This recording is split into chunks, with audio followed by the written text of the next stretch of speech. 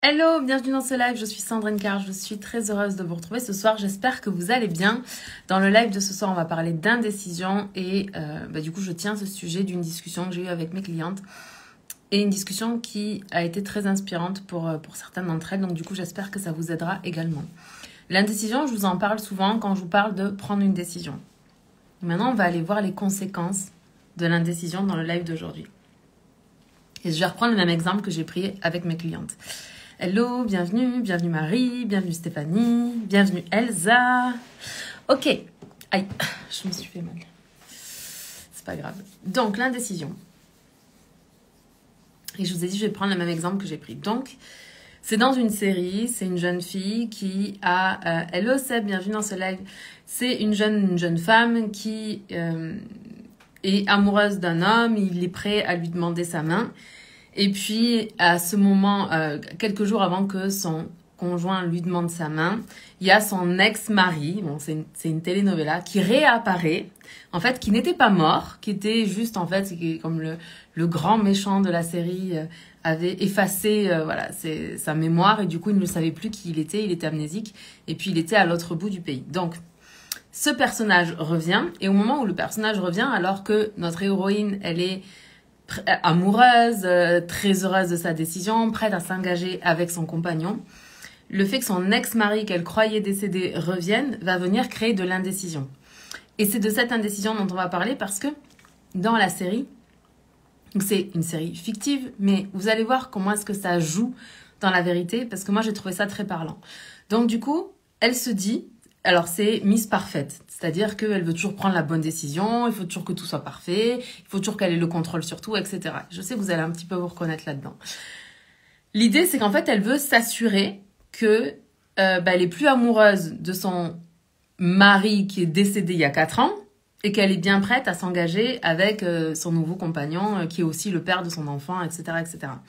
Et en fait, pendant un moment, elle va mettre en pause sa relation avec son conjoint avec qui elle vient d'emménager, avec qui elle est prête à se marier, pour aller explorer ses sentiments sur une ancienne relation.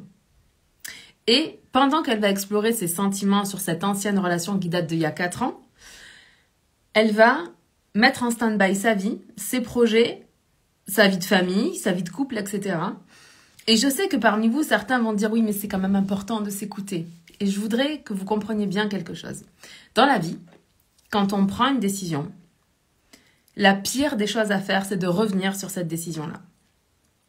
Parce qu'en fait, sinon, on passe notre vie dans l'indécision. Et la conséquence, donc voilà, je vous passe les détails de la telenovela, là. La conséquence de ça, c'est que finalement, elle se retrouve à se rendre compte qu'elle n'aime plus son ex-mari, que finalement, elle ne se projette plus dans une vie avec lui parce que pendant 4 ans, il a changé. Oui, il est amnésique. Oui, c'est toujours la même personne. Oui, il a des souvenirs qui reviennent. Mais sauf que pendant 4 ans, il a vécu avec l'identité d'une autre personne. Puis il s'est aussi identifié à cette identité-là. Donc, il est plus qui il était. Et chacun d'entre nous, quand on avance dans les années et qu'on regarde qui on était il y a 4 ans et qui on est aujourd'hui, on a changé. On n'est plus la même personne. Et si vous êtes la même personne, sachez que c'est pas bon signe là. Je sais que quand on commence à changer, à se développer, il y a certaines personnes qui vont me dire « t'as changé, hein. Je te reconnais pas. » Ok, alors, c'est une bonne chose de changer. En tant qu'être humain, là, on est fait pour grandir, on est fait pour croître, on est fait pour se développer. On est fait surtout pour aller libérer tous les conditionnements qui ne nous appartiennent pas et qu'on a collés un peu de partout sur notre visage comme des post-it. Et tous ces post-it qu'on a collés sur nous, c'est des identités que les autres nous ont données, auxquelles on s'est conformé. Et tout le but de notre phase d'adulte, quand on part entre l'adolescence et la personne qui commence à vieillir et voilà, comment on peut appeler ça, la phase senior, un peu, on va dire ça. Toute cette phase d'adulte, l'objectif, c'est juste de savoir qui on est et de venir présenter cette essence dans le monde. Et du coup, de pouvoir se réaliser pleinement en fonction de qui on est profondément. Parce que pendant toute notre enfance, on va être conditionné. À l'adolescence, on va se rebeller par rapport au conditionnement qu'on a reçu, ou on va s'y soumettre. Et puis à l'âge adulte, l'idée, c'est vraiment d'aller retrouver cette liberté d'être que l'on avait avant d'être conditionné. Donc, on n'est pas la même personne. Vous n'êtes pas la même personne aujourd'hui qu'il y a 4 ans. Et donc, son ex-mari, qui était soi-disant décédé, n'est plus la même personne. Donc, finalement, elle se rend compte qu'elle ne l'aime pas et qu'elle est amoureuse du père de son enfant, avec qui elle avait prévu de se marier. Et donc, elle revient. Mais sauf que le père de son enfant, ça fait déjà 2 fois qu'elle se retrouve dans cette situation. Elle doit choisir entre son ex-mari et son conjoint. Et la première fois, déjà, elle avait choisi son ex-mari avec qui elle s'était mariée. Et cette fois-ci, il revient et elle met la relation en pause pour partir. La conséquence de ça, c'est que son conjoint, avec qui elle avait prévu de se marier, avec qui elle a un enfant, avec qui elle a créé une famille, avec qui elle vit, eh ben lui, il a l'impression que il a été trahi une première fois, il a été déçu qu'elle le choisisse pas lui alors qu'ils étaient très amoureux. Et puis cette deuxième fois, quand elle s'en va, il peut plus lui faire confiance. Il arrive plus à lui faire confiance. Et du coup, quand elle revient pour lui dire finalement ça y est, j'ai choisi, il lui dit c'est trop tard, je te fais plus confiance. Et bref, et la situation continue. La raison pour laquelle je vous parle de ça, c'est juste pour que vous compreniez que votre indécision, à vous, elle vous garde dans le flou. C'est-à-dire que tant qu'on ne prend pas de décision, on ne sait pas quelle est la prochaine étape, on n'arrive pas à visualiser comment est-ce qu'on va pouvoir sortir de ça, comment est-ce qu'on va pouvoir avancer. Et l'indécision, c'est quelque chose aussi qui nous garde dans notre zone de confort, qui est très inconfortable. Notre zone de confort, elle est très très souvent très inconfortable. Mais ça nous garde dans notre zone de confort parce que quelque part, on n'est pas en train de se mettre en danger. Je mets des guillemets sur danger parce que mon invitation là, c'est jamais que vous mettiez en danger, c'est plutôt que vous puissiez vous réaliser en n'écoutant pas les peurs de votre mental, mais en écoutant la voix de votre cœur. Et ça demande de sortir de sa zone de confort. Donc l'indécision nous garde dans notre zone de confort. Et puis prendre une décision par rapport à nos peurs, ça nous garde aussi dans notre zone de confort. Or on sait que pour grandir, il faut rentrer dans la zone d'apprentissage et de croissance. Je ne vous demande pas de zone de confort, zone d'apprentissage de croissance, zone de panique. Je ne vous demande pas d'aller dans la zone de panique, ça ne sert à rien ni à personne, mais vraiment de passer de la zone de confort à la zone d'apprentissage, d'être dans une logique d'apprentissage et de croissance personnelle. Quand vous ne prenez pas une décision, pour vous, c'est extrêmement douloureux parce que vous êtes dans le flou et que ce flou-là, il va venir vous stresser, vous angoisser, vous mettre en tension et vous mettre sous pression. Tant qu'on ne prend pas de décision, on ressent du stress. C'est un peu comme l'anxiété va monter jusqu'à ce qu'on prenne une décision et qu'on passe à l'action. Et dès lors qu'on prend la décision et qu'on fait la première action, le stress diminue. Donc, premièrement, l'indécision, ce n'est pas bon pour vous parce que ça crée du stress. Parce que vous allez vous dire, eh oui, mais si je ne prends pas la bonne décision, c'est la question qu'elle se posait. Et si ce n'est pas la bonne décision? Et ça, je vous l'ai déjà dit, au moment où on doit prendre une décision, on ne peut pas savoir si c'est une bonne décision ou une mauvaise décision. Certains feront la liste des pour et des contre, et puis évaluent, c'est très important quand on fait de la liste des pour et des contre, c'est de mettre une importance devant chaque pour ou chaque contre, parce que des fois on a une liste de contre qui est très longue, mais qui a 1 sur 10, puis on a une liste de pour où il y en a 3, mais on a 3 sur 10 en termes de points. Là, du coup, le pour va le prendre sur le contre. J'espère que vous me suivez. Donc, il y en a certains qui font la liste des pour et des contre, il y en a d'autres qui se connectent à leur cœur et qui essayent de ressentir ce que leur corps leur dit. Est-ce que le corps va en avant? Est-ce qu'il va en arrière? Est-ce qu'il s'expanse? Est-ce qu'il se rétrécit?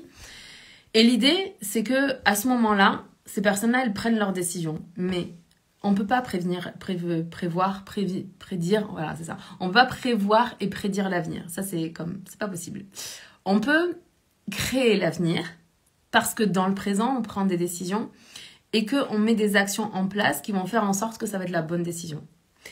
La seule façon qui va vous permettre de vous dire que c'était la meilleure décision de votre vie, c'est parce que vous allez vous engager à faire en sorte que ce soit la meilleure décision de votre vie. Ça, c'est par rapport à vous. Mais maintenant, reprenons l'histoire que je vous ai racontée juste avant. Notre héroïne, elle est dans le stress parce qu'elle ne sait pas quelle décision elle doit prendre et puis elle se met une pression dingue pour prendre la décision qui va être parfaite. Sauf que pendant qu'elle est en train de se mettre une pression dingue, en fait, ce qu'elle ne voit pas, c'est à quel point son indécision fait souffrir son enfant et son conjoint avec qui elle avait prévu de se marier. Et c'est sur ça que je voudrais attirer votre attention. C'est parce que très souvent, on refuse de prendre une décision, on la reporte à demain ou au jour d'après ou au jour d'après ou au jour d'après. Puis on ne prend pas en considération à quel point ça nous fait du mal, à quel point c'est peut-être juste cette prise de décision qui crée du stress, qui crée de la pression, qui crée de la tension à l'intérieur de nous parce qu'on se met une pression dingue pour choisir la bonne décision en pensant que la bonne décision, c'est comme quelqu'un qui va arriver, se manifester de l'au-delà, un sorcier, une sirène quantique, un maître spirituel, j'en sais rien, je comprends pas ce que vous attendez avec je veux prendre la bonne décision.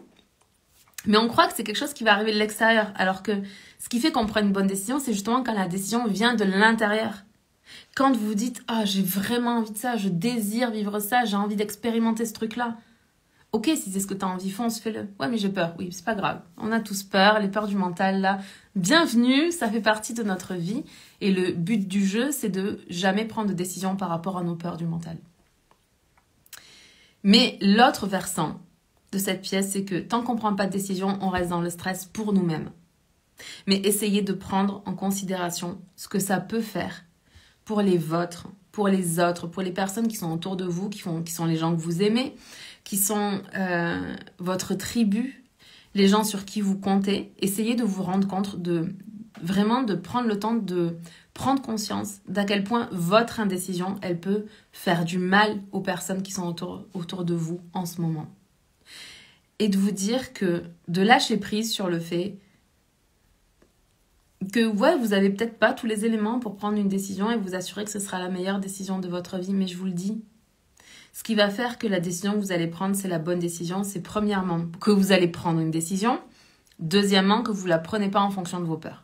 Par exemple, si vous voulez lancer une entreprise et puis que vous êtes dans l'indécision, c'est-à-dire vous ne quittez pas votre travail, puis vous vous engagez pas vraiment dans une entreprise, dans la création de votre entreprise. Du coup, vous êtes dans un entre-deux où vous vous épanouissez pas au travail, puis en plus, comme vous vous engagez de moins en moins dans votre travail, vous avez de moins en moins de chances de vous épanouir, et en même temps, vous vous engagez pas dans votre entreprise, donc vous avez de moins en moins de chances de vous épanouir en créant votre entreprise. Et puis, vous restez dans cette indécision en permanence. Mais sauf que si, par exemple, vous gardez votre travail et il n'y a pas de jugement, vous pouvez très bien vous épanouir à 100% en étant salarié. C'est pas le propos là. Le propos, c'est juste d'imaginer une personne qui a vraiment un désir du cœur très profond, très puissant de lancer une entreprise pour croître, se développer et contribuer dans ce monde. Mais elle prend pas cette décision parce qu'elle a très peur de ce que ça va impliquer et que c'est quand même très rassurant en France d'être salarié.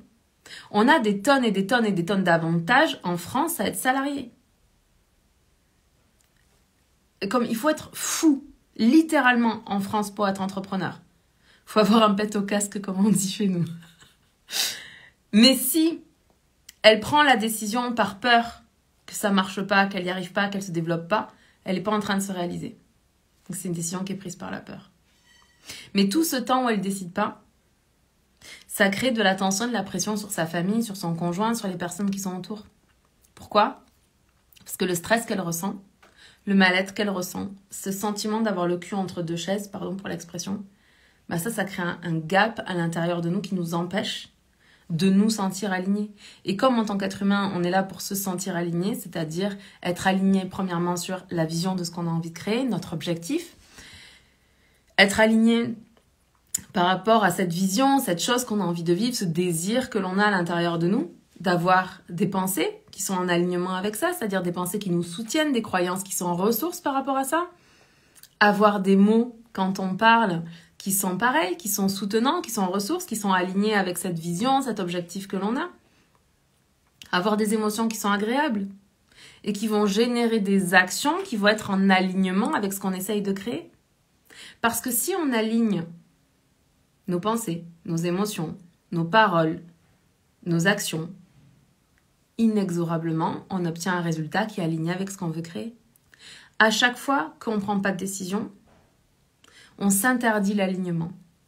Et le fait de s'interdire l'alignement fait qu'au lieu d'avoir nos antennes à l'intérieur, de prendre des décisions qui sont bonnes pour nous, bonnes pour les autres, bonnes pour le monde, on a nos antennes à l'extérieur, on est complètement stressé, puis on attend qu'il se passe quelque chose à l'extérieur pour décider ce qui est bon pour nous.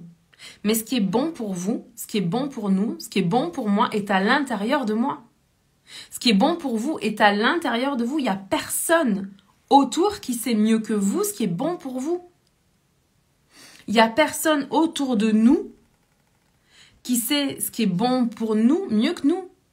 Quand quelqu'un dit « Non, mais je te connais par cœur, tu devrais prendre telle décision. » Non. Ce que tu connais par cœur de moi, c'est la représentation mentale que tu as de moi à travers tes filtres. Si ça te paraît complètement fou que je lance mon entreprise parce qu'on a toujours été salarié, parce que on a toujours revendiqué le CDI, peut-être même que dans notre famille on est fonctionnaire, etc. Peut-être que ça te paraît fou. Mais qu'est-ce que t'en sais que c'est pas un désir de mon cœur? Donc si vous écoutez pas vos désirs profonds, si vous décidez pas de réaliser vos rêves profonds, vous allez créer du désalignement à l'intérieur de vous, un sentiment de mal-être, le sentiment que votre vie n'a pas de sens. Vous allez créer de la pression, du stress. Vous n'allez pas avoir le sentiment de vous épanouir pleinement. Et ce stress que vous ressentez, vous allez aussi le faire vivre aux autres autour de vous. Quand je vous dis que l'indécision, c'est ce qui pourrit la vie de 100% des gens, ce qui pourrit notre vie, 99,9999% des fois, c'est parce qu'on ne prend pas de décision. C'est parce qu'on attend que quelque chose à l'extérieur de nous fasse que l'opportunité arrive devant nous. Mais la vérité à propos de la chance, c'est que c'est le travail qui rencontre l'opportunité. C'est parce qu'à un moment donné, parce qu'on va dire d'une personne qui a par exemple un grand succès, je sais pas moi, qui est auteur best-seller, voilà. La personne a un grand succès, puis les gens vont dire ah oui, bah, elle a eu de la chance. Parce que, ça me fait penser à... Il y a une Américaine qui a écrit un livre sur l'Ayurveda. Et elle avait écrit son livre. Et puis, à un séminaire, elle a rencontré Deepak Chopra. Et du coup, elle a eu le courage d'aller voir Deepak Chopra et de lui demander s'il voulait bien faire le préface de son livre. Et Deepak Chopra a dit oui. Et donc, quand elle a publié son livre, bien sûr qu'elle a trouvé une maison d'édition. Bien sûr que ça a aidé avec la préface de Deepak Chopra. Bien sûr que du coup, voilà, ça a facilité les ventes, etc. Puis les gens disent à cette femme entrepreneur américaine « Ah, mais toi, t'as eu de la chance. » Et ça arrive tout le temps. Regardez autour de vous. Les gens, ils ont toujours de la chance, vous en avez jamais. Il y a Oprah qui dit « La chance, c'est le travail qui rencontre l'opportunité. » Si, quand elle avait croisé Deepak Chopra à cette fameuse conférence, elle n'avait pas écrit son livre, elle n'aurait pas pu lui présenter une copie de son livre pour lui demander de faire la préface. Vous comprenez ce que je veux dire? Ça veut dire qu'à un moment donné, cette femme entrepreneur, elle a pris une décision. Elle s'est dit, je vais écrire un livre, puis elle a commencé à en mettre en action. Tous les jours, pendant X temps, elle l'a écrit son livre. Elle l'a peaufiné, elle l'a corrigé, elle est revenue dessus. Elle l'a mis en page, elle a fait tout ce qui était nécessaire et approprié pour publier son livre. Et puis son intuition lui a proposé d'aller à cette conférence à laquelle elle est allée, et effectivement il y avait Deepak Chopra, et effectivement elle a eu la chance de le rencontrer, de lui faire lire son livre, de lui demander s'il appréciait le livre, s'il acceptait de faire la préface. Il a apprécié le livre parce qu'elle avait travaillé, il a fait la préface et tout le reste s'est enchaîné. Donc comprenez que la chance, ça part d'une décision et d'actions répétées en alignement avec l'objectif. Finalement, ce qui vous permet de vous réaliser et d'atteindre ce que vous désirez profondément, c'est le fait d'avoir une intention claire et des actions précises. L'intention claire, c'est la décision. C'est le moment où vous dites, ok, qu'est-ce que je veux vraiment? Et c'est la question que je vous pose ce soir. Qu'est-ce que vous voulez vraiment? Qu'est-ce que vous voulez vivre dans votre couple, dans votre famille, dans votre carrière professionnelle? Est-ce que vous voulez lancer une entreprise? Si vous êtes entrepreneur, qu'est-ce que vous voulez expérimenter dans votre entreprise? En tant que parent, qu'est-ce que vous avez envie de vivre? En tant qu'ami, qu'est-ce que vous avez envie de vivre? Posez-vous cette question. Qu'est-ce que je veux vraiment?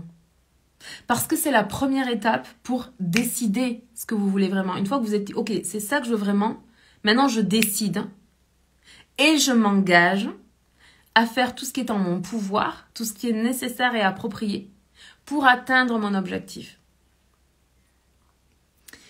Et ensuite, vous allez mettre en place, donc votre intention elle est claire, c'est ça, vous allez vers là, vous décidez de créer telle chose dans votre vie, et derrière vous mettez en place des actions qui soient précises. Et après, comme on dit, l'univers se charge du reste. Mais si vous décidez pas et si vous commencez pas à agir là, l'univers il peut rien faire pour vous. Je vous ai dit, vous êtes les mains de l'univers. Sans vous, il ne peut rien faire. Donc sortez de l'indécision. N'attendez pas, je sais pas moi, qu'il neige ou je sais pas, qu'il se passe un truc dans votre vie. Décidez que quand vous devez prendre une décision, la décision elle est prise en 24-48 heures. En 24 heures, c'est bien. Par exemple, vous avez une décision à prendre, vous prenez conscience que vous avez une décision à prendre, vous prenez le temps de vous poser sur cette décision-là, vous prenez une décision, vous dormez dessus, puis vous voyez après comment vous vous sentez le lendemain par rapport à ça. Et si c'est toujours OK, eh ben, banco, la décision, elle est prise. Et si la décision que vous aviez prise la veille, quand vous vous levez le matin, vous sentez que c'est plus aligné ou j'en sais rien, eh ben, OK, mais prenez une décision. Sortez de l'indécision maintenant. Je vous aime, je vous embrasse, on se parle demain. Ciao!